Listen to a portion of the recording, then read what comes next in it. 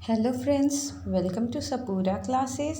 आज हम पढ़ने जा रहे हैं मीटर। आज के इस लेक्चर में मैं आपको डिफरेंट फॉर्म्स ऑफ मीटर बतलाऊंगी, जैसे कि आयम, ट्रॉकी, स्पॉन्डी, एनापेस्ट एंड डेक्टाइल।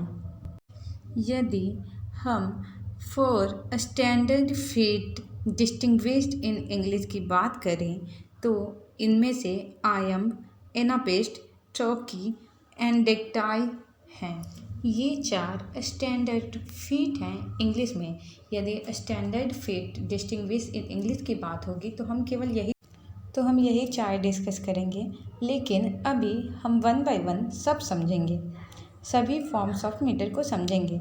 मतलब कि ट्रॉकी, एनापेस्ट, डेक्टाइल, स्पॉन्डी, पेरिक, आयम, इन सब के बारे में अभी हम बात करेंगे। तो चलिए हम सबसे पहले आयम से शुरू करते हैं। और आयम को समझने के लिए हमें सिलेबल को समझना होगा, इससे आयम को समझना आसान हो जाएगा। तो इसे समझने के लिए आप मेरे इससे पहले वाले वीडियो जिसमें मैंने सिलेबल को डाला है उसे सुन सकते हैं। उसमें मैंने बहुत ही अच्छे से समझा दिया है कि सिलेबल क्या होता है और कैसे काउंट किया जाता है। वैसे मैं यहाँ पर भी आपको शॉर्ट में समझा दे रही हूँ। सिंगल वोवेल साउंड को सिलेबल कहते हैं, जैसे कि कैट। तो यहाँ पे ए साउंड प्रोड्यूस हो रहा है जब भी हम वर्ड कैट बोलते हैं तो ये सिंगल वोवेल साउंड है। इस तरह के वर्ड को जिसमें सिंगल मतलब वन सिलेबल हो उसे मोनोसिलेबल बोलते हैं। ए, ई, आई, ओ, यू ये सारा वोवेल साउंड है। आई होप कि आप सब लोगों को मालूम होगा। और जब भी वोवेल साउंड प्रोड्यूस होता है सिंगल वोवेल साउंड को सिलेबल बोलते हैं, मतलब कि एक वोवेल साउंड को सिलेबल बोलते हैं। जैसे कि पार्टिंग, पार एंड टिंग, तो यहाँ पे दो वोवेल साउंड हो रहे हैं। तो पार्टिंग जो वर्ड है इसमें दो सिलेबल है। कहने का मतलब ये है कि एक वर्ड में एक से अधिक सिलेबल हो सकते हैं। एक ही वर्ड में 3 सिलेबल भी हो सकते हैं, उसे ट्राई सिलेबल कहते हैं। जैसे कि एक्सीडेंट, एक्सीडेंट वर्ड में 3 सिलेबल है क्योंकि इसमें 3 वोवेल साउंड है। तो चलिए अब आयम को समझते हैं। Whenever unstressed syllable is followed by a stressed syllable is called आयम। तो चलिए अब हम इसे एग्जाम्पल से समझते हैं। The curfew tolls the knell of parting day.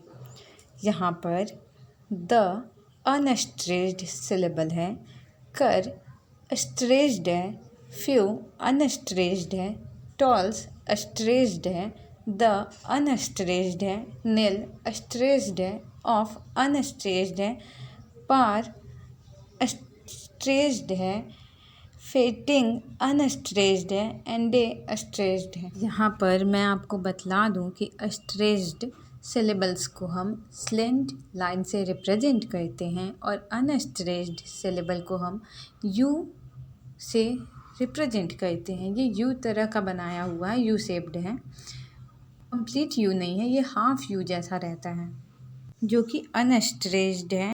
इसे लाइट या अनस्ट्रेस्ड बोलते हैं, ठीक है। तो यहाँ पर ध्यान देने वाला बात ये है कि जब भी unstressed syllable followed by stressed होता है, मतलब कि जब भी अनस्ट्रेस्ड सिलेबल के बाद स्ट्रेस्ड सिलेबल आता है तो वहाँ आयम होता है। यहाँ पर जो एग्जांपल मैंने लिया है, the curfew tolls the knell of parting day, ये elegy written in country churchyard का है जिसे थॉमस ग्रे ने लिखा है। तो चलिए अब ट्रॉकी को समझते हैं। ये आयम का जस्ट उल्टा होता है। कहने का मतलब ये है कि ये आयम के जस्ट अपोजिट होता है। इसमें स्ट्रेस्ड सिलेबल के बाद अनस्ट्रेस्ड सिलेबल होता है। मतलब कि जब भी stressed syllable followed by an unstressed syllable होगा तो वहाँ ट्रॉकी होगा। इसे अच्छे से समझने के लिए हम इस एग्जाम्पल को देखते हैं। There they are my 50 men and women। पर देयर स्ट्रेस्ड है, दे अनस्ट्रेस्ड है, आर स्ट्रेस्ड है, माई अनस्ट्रेस्ड है, फिफ स्ट्रेस्ड है, टी अनस्ट्रेस्ड है, मेन स्ट्रेस्ड है एंड अनस्ट्रेस्ड है, वो स्ट्रेस्ड है और मेन अनस्ट्रेस्ड है। इस एग्जाम्पल को हमने रॉबर्ट ब्राउनिंग का वन वुड मोर से लिया है। यहाँ पर मैं आप लोगों को बतला दूँ कि मोस्ट ऑफ ट्रोकाइक लाइन में फाइनल अनस्ट्रेस्ड सिलेबल मिसिंग होता है, मतलब lake of final unstressed syllable होता है। और ऐसे टर्म को टेक्निकल टर्म में ऐसे लाइन या वर्स जिसमें फाइनल सिलेबल का कमी हो, lack of the final syllable हो, उसे कैटेलिटिक कहते हैं। कैटेलिटिक, इसका एग्जाम्पल ब्लैक का द टाइगर से लिया जा सकता है। Tiger tiger burning bright in the forest of the night. तो ये इसका एग्जाम्पल था। अब आगे बढ़ते हैं, तो चलिए अब हम डेक्टाइल पढ़ते हैं। तो जब भी स्ट्रेस्ड सिलेबल के बाद दो अनस्ट्रेस्ड सिलेबल आता है तो वहाँ डेक्टाइल होता है। That is a stressed syllable followed by two unstressed syllable। यदि हम इसके एग्जाम्पल का बात करें तो चलिए हम इस एग्जाम्पल से समझते हैं। Ewe with her basket was deep in the bells and grass। यहाँ पर आप देख सकते हैं जो यू है वो स्ट्रेस्ड है, जो विथ है वो अनस्ट्रेस्ड है, जो हर है वो अनस्ट्रेस्ड है, जो बास्केट है वो स्ट्रेस्ड है और जो केट है वो अनस्ट्रेस्ड है और वॉज भी अनस्ट्रेस्ड है। कहने का मतलब ये है जो फर्स्ट सिलेबल है जो कि यू है वो स्ट्रेस्ड है और जो उसके बाद जो सिलेबल आ रहा है विथ एंड हर वो दोनों ही अनस्ट्रेस्ड है। तो जब भी एक स्ट्रेस्ड सिलेबल के बाद दो अनस्ट्रेस्ड सिलेबल आता है तो वहाँ पर डेक्टाइल होता है। तो चलिए अब एनापेस्ट पढ़ते हैं। एनापेस्ट डेक्टाइल का जस्ट अपोजिट होता है, मतलब उससे जस्ट उल्टा होता है उसका। इसमें टू अनस्ट्रेस्ड सिलेबल के बाद एक स्ट्रेस्ड सिलेबल आता है, जैसा कि यहाँ पे एग्जाम्पल में दिखलाया गया है। The Assyrian came down like a wolf on the fold। यहाँ पर जो टू अनस्ट्रेस्ड सिलेबल है जो कि पहले आया है उसके बाद एक स्ट्रेस्ड सिलेबल आ रहा है, मतलब कि two unstressed syllables followed by stressed syllable. यहाँ पर द एंड एज ये दोनों अनस्ट्रेस्ड है और सीर ये स्ट्रेस्ड है, ईयन अनस्ट्रेस्ड है, केम अनस्ट्रेस्ड है, डाउन स्ट्रेस्ड है।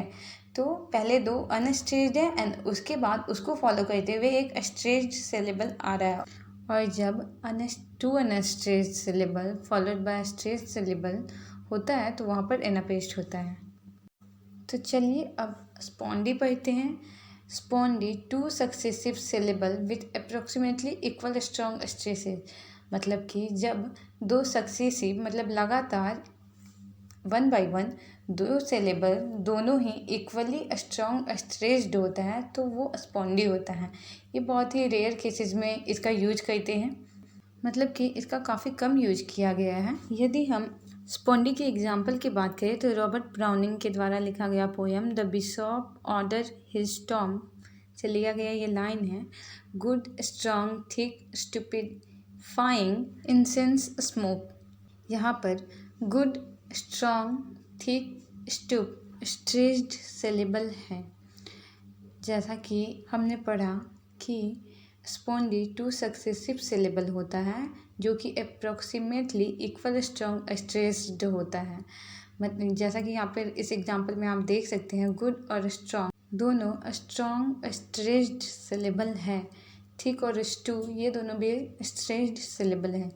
पी अनस्ट्रेस्ड है, फाई स्ट्रेस्ड है, इंग अनस्ट्रेस्ड है, इन स्ट्रेस्ड है, सेंस अनस्ट्रेस्ड है, स्पोक स्ट्रेस्ड है। यदि हम अदर एग्जाम्पल की बात करें तो टेनिसन के द्वारा लिखा गया पोएम ब्रेक ब्रेक ब्रेक, ये जो पोएम है इसका फर्स्ट ही लाइन जब लाइन की यदि हम बात करें तो फर्स्ट लाइन ही स्पॉन्डी में है। ब्रेक ब्रेक ब्रेक, ये जो ब्रेक है ये स्ट्रेस्ड है। तो चलिए फिरिक पढ़ते हैं। जो फिरिक होता है उसमें two successive approximately equal unstressed syllable होता है, मतलब कि जब भी दो सक्सेसिव लाइट सिलेबल एक फुट में हो तो फिरिक होता है। इसका एग्जाम्पल देख लेते हैं। My way is to begin with the beginning. इसमें माई स्ट्रेस्ड है, way is to be unstressed है, गिन स्ट्रेस्ड है, विथ द बी अनस्ट्रेस्ड है, गिन स्ट्रेस्ड है एंड इन अनस्ट्रेस्ड है। तो यहाँ आप देख सकते हैं वे इज़ टू बी ये सारा अनस्ट्रेस्ड है और सक्सेसिव है, इसलिए यहाँ पर फ्रिक है। ये एग्जाम्पल मैंने बायरन के डॉन जुआन से लिया है। आई होप कि आपको ऑल फॉर्म्स ऑफ मीटर बहुत ही अच्छे से समझ में आ गया होगा। Thank you.